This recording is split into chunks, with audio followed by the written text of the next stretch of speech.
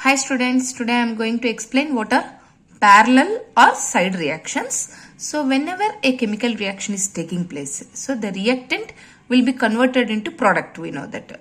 So when a reactant is converting to products, it will form two types of products. What are they?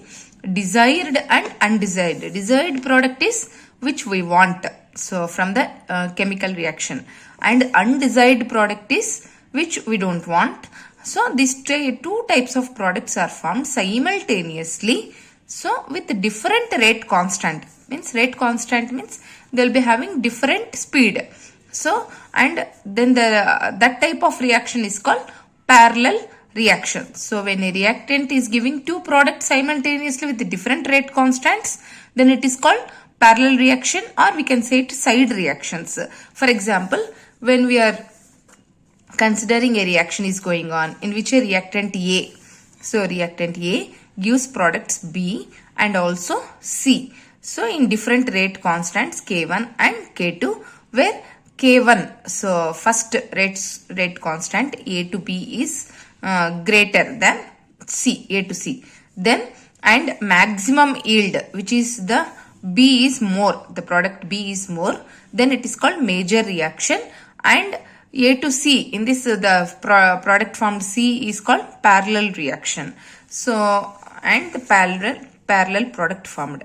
So let us assume so both are first order reactions. So and concentration of A is small a, and it is converted into products B and C at different times, time t.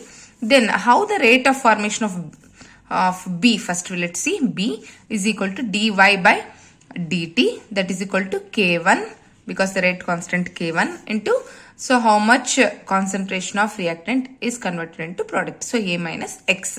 Then C is parallel reaction.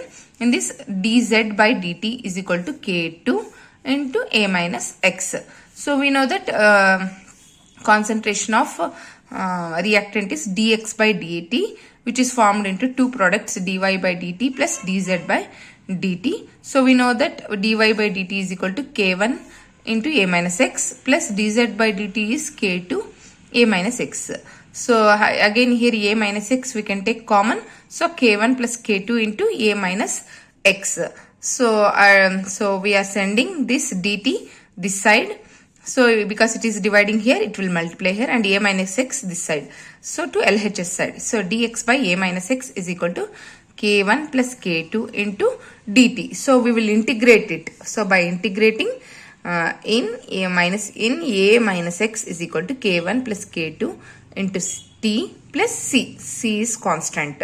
So the constant we can know the value when t is 0 and x is 0. Then so what happens if x is 0, A minus 0, so minus in into A, and K1 plus K2 into it, if it is 0, all becomes 0. So constant is equal to minus in A. Like this we did. So we will we will take constant C as minus in A. So minus in A minus X is equal to K1 plus K2 into T, minus in A. In the place of C we are writing this one. Then in A by A minus X is equal to K1 plus K2 into T. We took that also. Then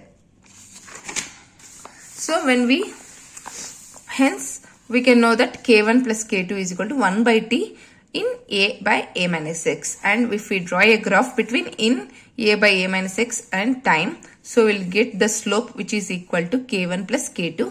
So here K1 is big K1, big letter, capital letter K1 is equal to small K1 plus small letter K2. So this is slope.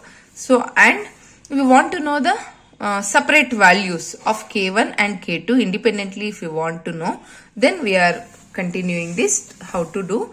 So rate of formation of B by rate of formation of C.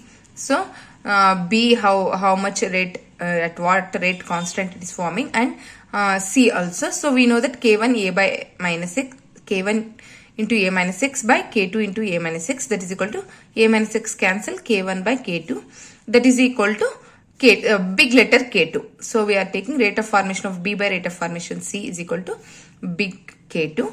So and also that is also equal to amount of B by amount of C. That is equal to K2. And we also know from the slope, so big K1 is equal to small K1 plus K2. So, and K2 is equal to K1 by K2. So, we know the big K1, big K2. So, by these two equations, we can find out.